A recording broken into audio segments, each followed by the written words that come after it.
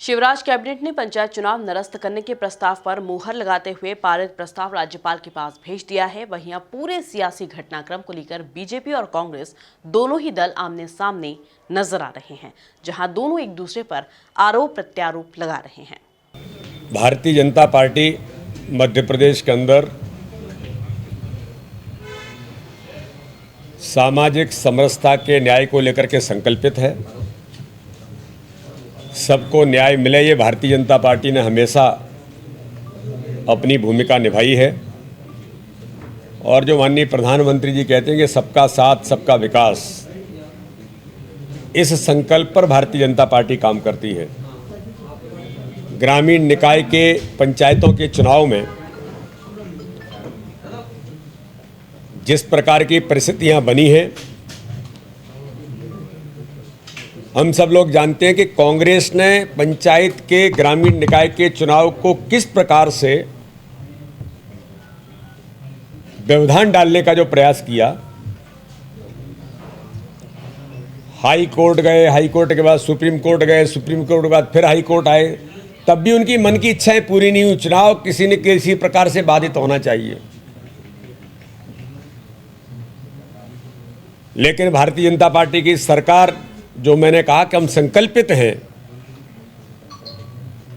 कि सबको न्याय मिले, आज उसी संकल्प पर भारतीय जनता पार्टी की सरकार ने, हमारी कैबिनेट ने ग्रामीण निकाय चुनाव का, पंचायत चुनाव का जो ऑर्डिनेंस था, उस ऑर्डिनेंस को आज कैबिनेट ने रद्द किया है।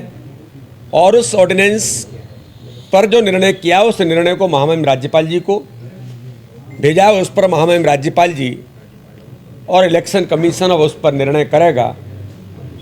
लेकिन मुख्य तौर पर भारतीय जनता पार्टी का प्रयास है कि ये चुनाव ओबीसी, हमारे जो अपने अधिकारों से वंचित हो रहे थे, सबके साथ मिलकर के चुनाव हों, ऐसा भारतीय जनता पार्टी की सरकार का प्रयास है।